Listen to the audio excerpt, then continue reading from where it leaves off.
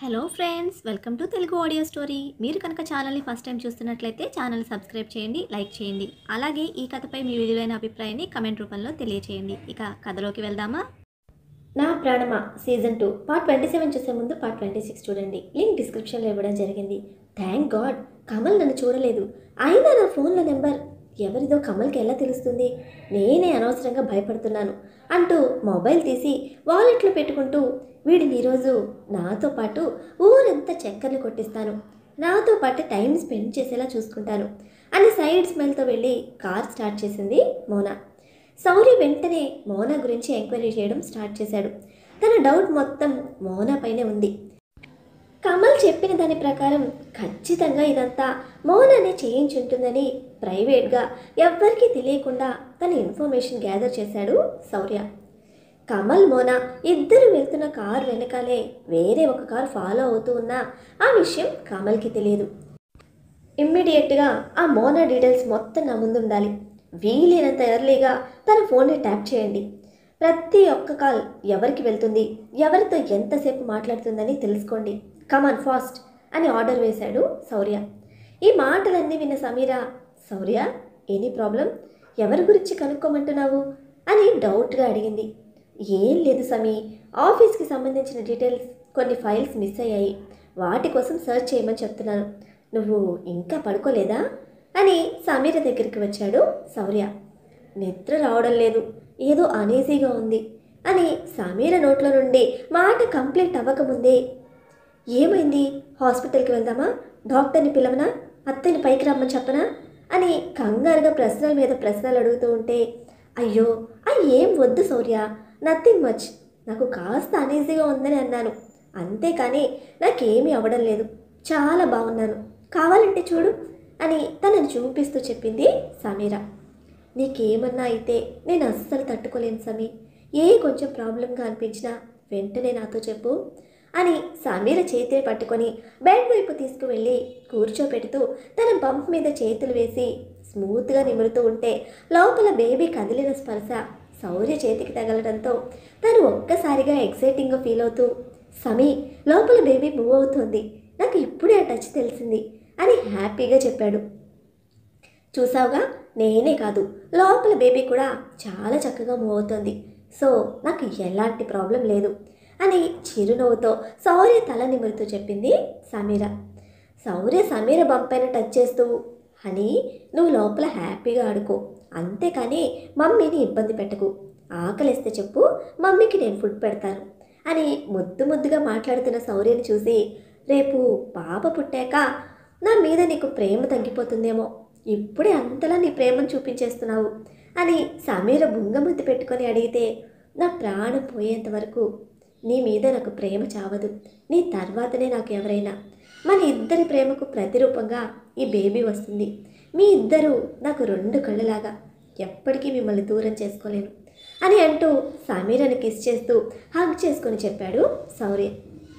అవునా, రేపు బేబీ వచ్చాక నన్ను మర్చిపోవన్నమాట, సరే చూస్తాను, ఇంకెన్ని రోజులుందిలే, 1 మంతే కదా అని సమీర శౌర్యని ఆట పట్టిస్తూ అనడంతో, ఏమో చెప్పలేం, తల్లికి పిల్లలపైనే ఎక్కువ ప్రేమ ఉంటుందంటారు కదా, ఒకవేళ బేబీ వచ్చాక నువ్వే నన్ను మర్చిపోతావేమో అని శౌర్య డౌట్గా అన్నాడు.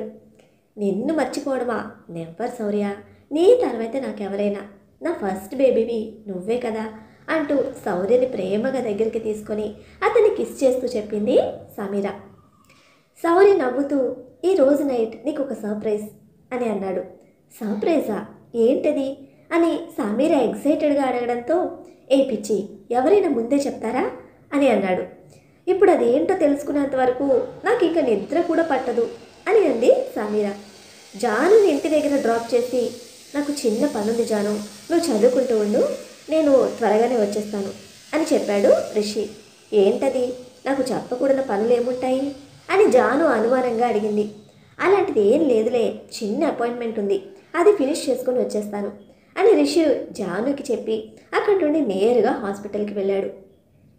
జానుకు జరిగిన యాక్సిడెంట్ వల్ల తన హెల్త్ గురించి రిషిలో ఏ మూలన చిన్నగా డౌట్ ఉండేది.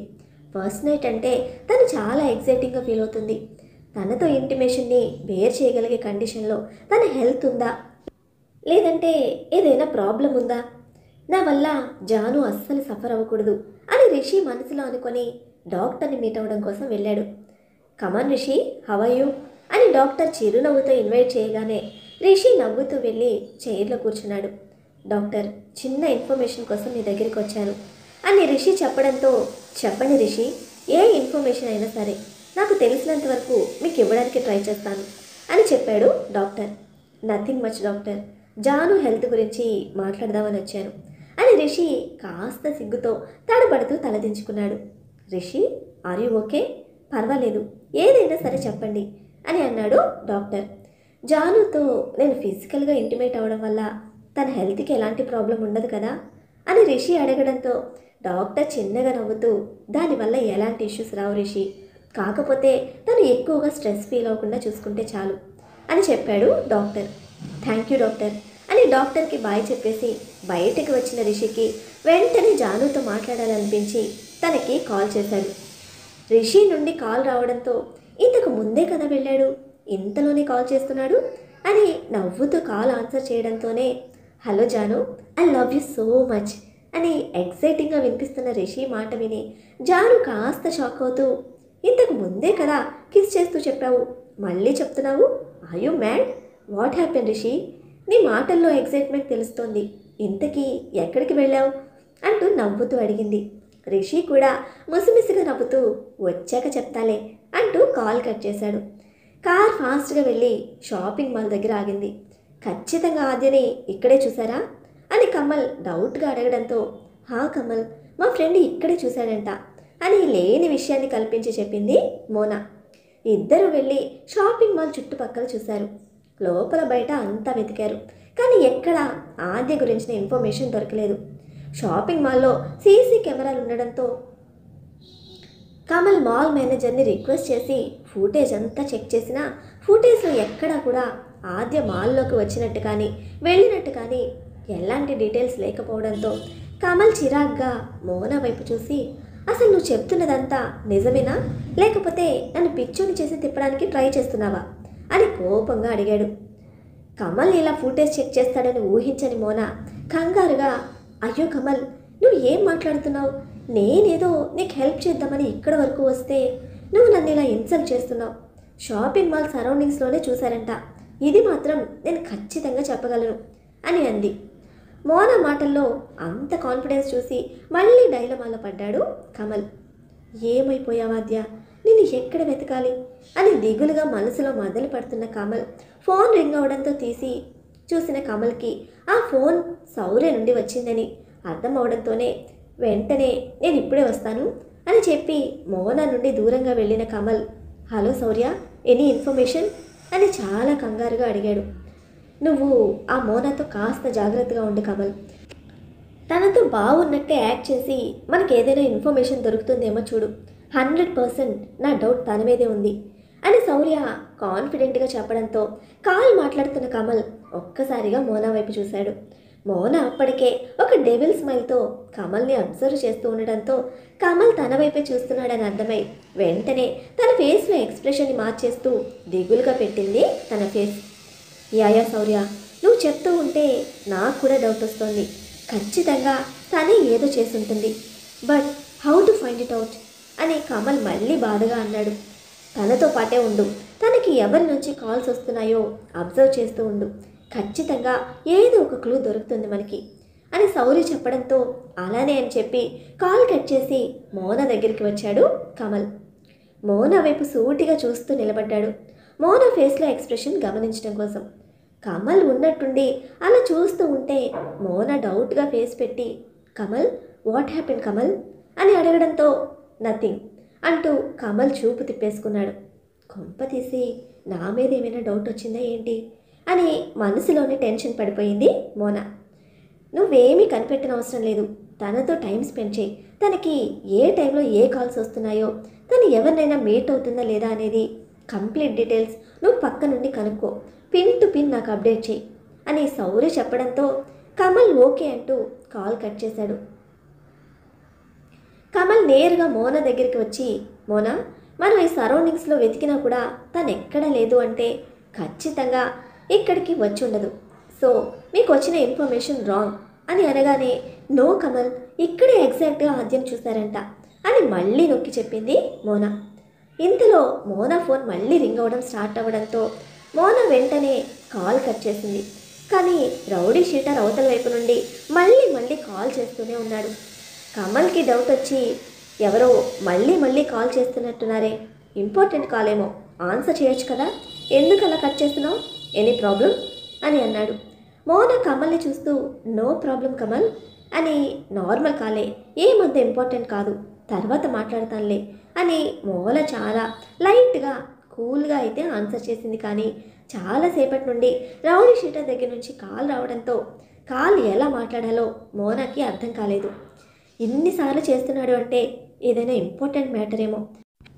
వెంటనే కమల్ నుంచి తను తప్పించుకొని వెళ్ళిపోవడం బెటర్ అనుకొని, ఓకే కమల్, నేను ఇంటికి వెళ్తాను, ఏదైనా ఇన్ఫర్మేషన్ తెలిస్తే నాకు వెంటనే పాస్ చేయి అని చెప్పడంతో, నోను మోనా, ఈ టైంలో నువ్వు కూడా నన్ను వదిలేసి వెళ్తే ఎలా, నా మనసంతా చాలా నెర్వస్గా ఉంది, I need someone support, please నువ్వు నాతో పాటే ఉండిపోవచ్చు కదా అని కమల్ రిక్వెస్ట్గా అడగడంతో, వావ్ సూపర్, ఇలాంటి ఛాన్స్ కోసమే కదా ఇదంతా చేసింది, నా కష్టం అంతా వర్కౌట్ అవుతుంది, లేదంటే కమల్ ఇలా రిక్వెస్ట్ చేయడం ఏంటి, దీన్ని నేను జాగ్రత్తగా యూజ్ చేసుకోవాలి, ఇదే రైట్ టైం నేను కమల్కి దగ్గర అవ్వడానికి అని అనుకుంటూ, ష్యూర్ కమల్, నువ్వు మరీ అంతలా అడగల, ఉండమని ఆర్డర్ వేస్తే చాలు, నేను ఉండిపోతాను, I'm there always for you, I mean to support you అని చెప్పింది మోనా.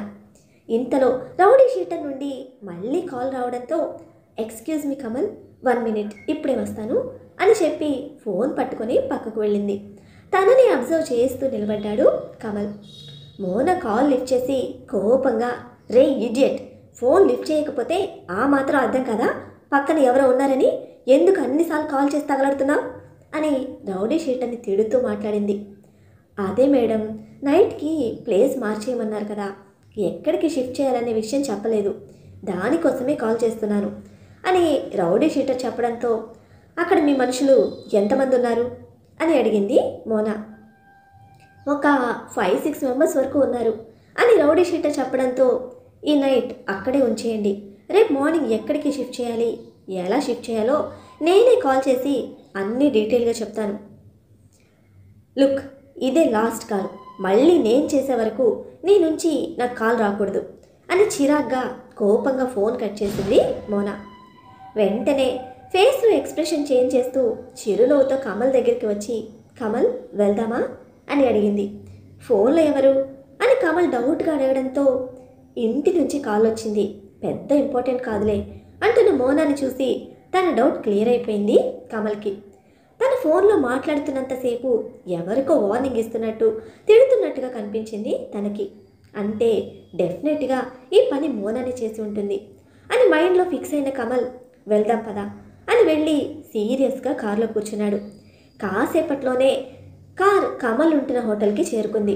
సరిగ్గా 12 అవుతూ ఉంది. శౌర్య మెల్లగా సమీర దగ్గరికి వచ్చి, సమీ అని ప్రేమగా పిలిచాడు.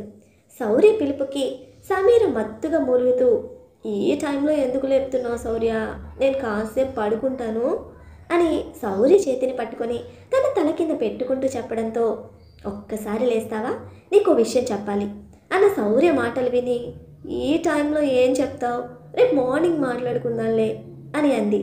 లేదు సమీ, నీకు ఇప్పుడే చెప్పాలి, మనం ఇప్పుడే బయటికి వెళ్తున్నాం అని అన్నాడు శౌర్య.